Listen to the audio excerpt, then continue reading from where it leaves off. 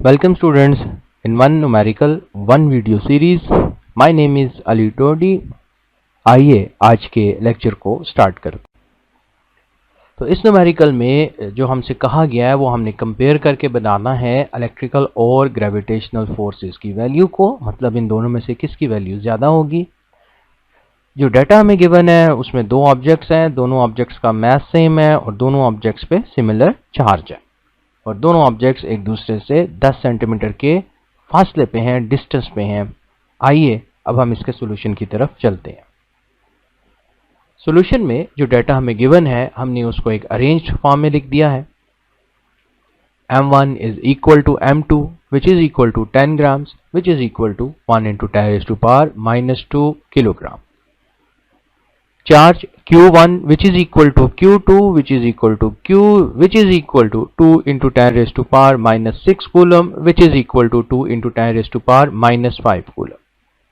Distance r which is equal to 10 centimeter which is equal to 10 into 10 raised to power minus 2 meter which is equal to 1 into 10 raised to power minus 1 meter. और क्योंकि comparison के लिए कहा गया था इस वजह से हम लोग रेशियो ले रहे हैं FE ओवर FG की।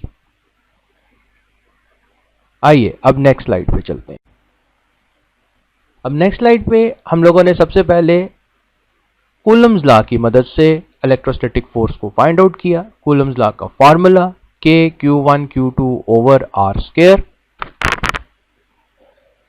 इसमें जो K है वो कूलम्स कांस्टेंट, उसकी value 9 into 10 raise to power 9। Unit इधर नहीं लिखी, इसकी यूनिट होती है न्यूटन मीटर स्क्वायर पर कूलम स्क्वायर।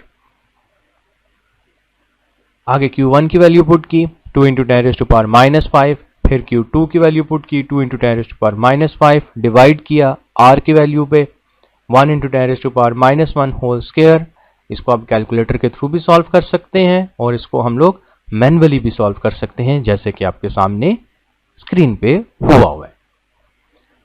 नेक्स्ट, अगर हम ग्रेविटेशनल फोर्स की बात करें तो न्यूटन्स लॉ ऑफ ग्रेविटेशन हमें हेल्प करेगा ग्रेविटेशनल फोर्स को फाइंड आउट करने के लिए। और ग्रेविटेशनल फोर्स का formula G m1 m2 over r square.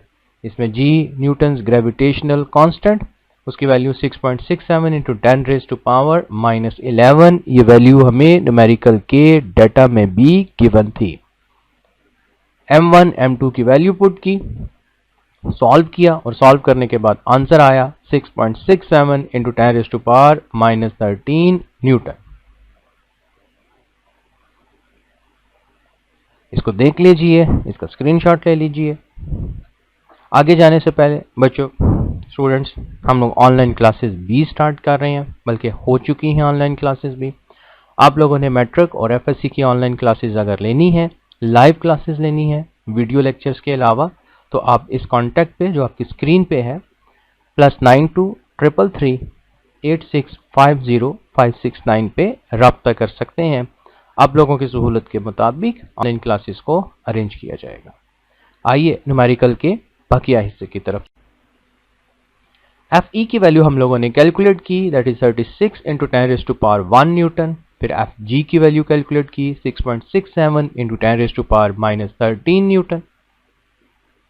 अब क्योंकि कंपैरिजन करना था, आइए इसकी रेशियो कैलकुलेट करते हैं। इसकी रेशियो कैलकुलेट की और रेशियो कैलकुलेट करने के बाद हमारे पास आंसर आ गया 5.4 into 10 raise to power 14। Unit इसकी नहीं होगी।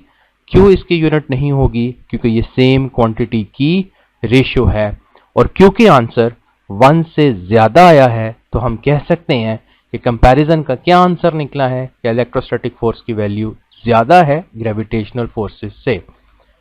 यहां आके ये न्यूमेरिकल खत्म हुआ।